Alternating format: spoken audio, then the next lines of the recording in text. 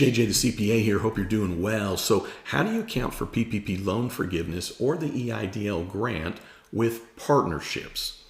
So with partnerships, there are 3 revenue procedures that in essence govern this. I'm going to give you links to them. They came out in November of 21. But really, to get to the quick of it, you're recognizing the PPP loan forgiveness as other tax-exempt income. Where? So on the Schedule K of Form 1065, the Schedule K, it is on line 18B. That will also be on the Schedule K1 that goes to the partner as, in essence, box 18B. That's other tax-exempt income. Now, Revenue Procedure 21-48 gives us 3 different time periods of when we can recognize the tax-exempt income. It can be when it was paid or incurred, meaning the PPP loan, or in the year that PPP loan was filed for forgiveness, or in the year in which PPP loan was actually forgiven.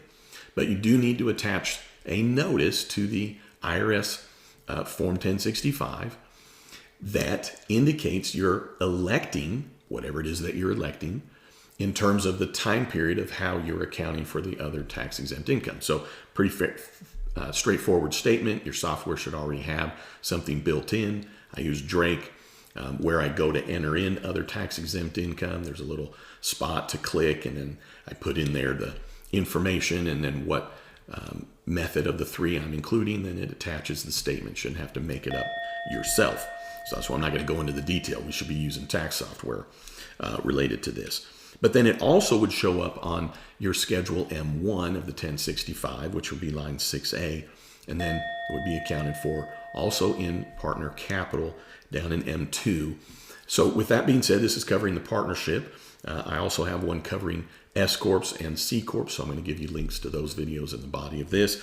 And also I will give you a link to the instructions for the Form 1065 as well as these revenue procedures. Now, there's an additional revenue procedure for partnerships, 21-49, that if you really have some kind of quirky little situation, take a look at that procedure, find your answers there. If you have a partnership under the Centralized Partnership Audit regime and you're needing to amend the return, you are able to do that. That would be amending because it wasn't recognized the proper amount, if you will. Then Revenue Procedure 21-50 covers that. They're pretty self-explanatory. It's rare that people are going to get into these circumstances, so I'll just let you go directly to the source related to it to determine what it is that you needed to do. Just wanted you to be aware of how to go about it with the partnerships. All right, appreciate you. Check out my CPE. I'll give you a link to that in the body of the video as well. And thanks for tuning in. I'd love it if you'd subscribe. And then don't you ever forget, you've never met a CPA quite like me. Have a great one.